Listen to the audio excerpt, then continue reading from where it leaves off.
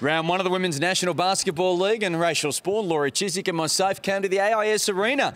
And it was the match-up, ladies, between the Canberra Capitals and the Sydney Uni Flames, both of whom were desperate to atone for disappointing seasons last year. And it was the Flames who exploded out of the blocks with the first 11 points. I know, I think we're all surprised about that because we weren't sure how's the season going to start with so many new players coming in and exodus of players as well. But Sydney were the ones that absolutely settled the best, and I think they just showed that they wanted it more throughout the match. It was something noticeable, Laurie, wasn't it? You picked up on it a couple of times, just that extra little bit of desperation from the Flames. Well, they did, and it was at both ends of the court, Darren. They defensively, I thought they really, changed what Canberra were able to do out there, took them out of their rhythm. And at the offensive end, they executed, they moved the ball very well, got it through hands, and we had a lot of different scorers early. It was a real contest, though, throughout. As I said, Sydney led 11-0 early.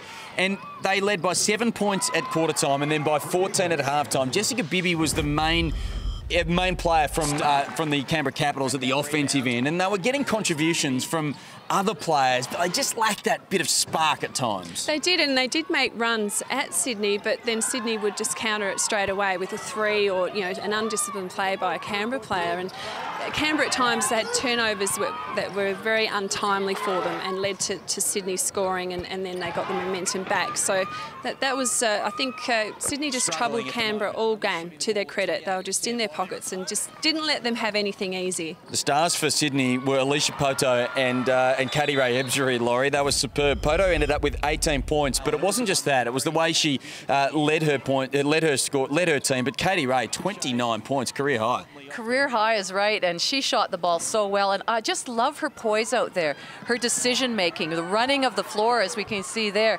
She's just got a lot of weapons right now, and she's very skilled in what she does. Well, we know that she's an all-star 5 player, and she took a year out of the game and came back, and she's just been on fire ever since. So she's going to be a crucial player for Sydney because she is really hard to guard.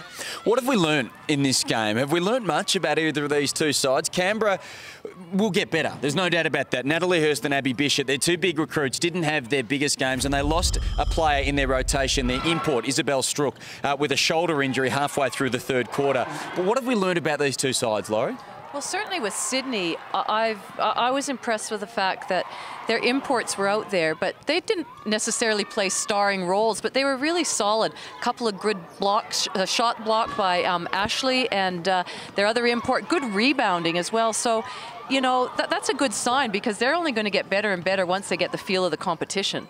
I just think with Canberra, it wasn't indicative of how their season will roll. I just feel that Carrie Graf has just got this sense of, renewed energy and enthusiasm for this group, and it didn't live up to that in today's game, but I think we will see it in weeks to come.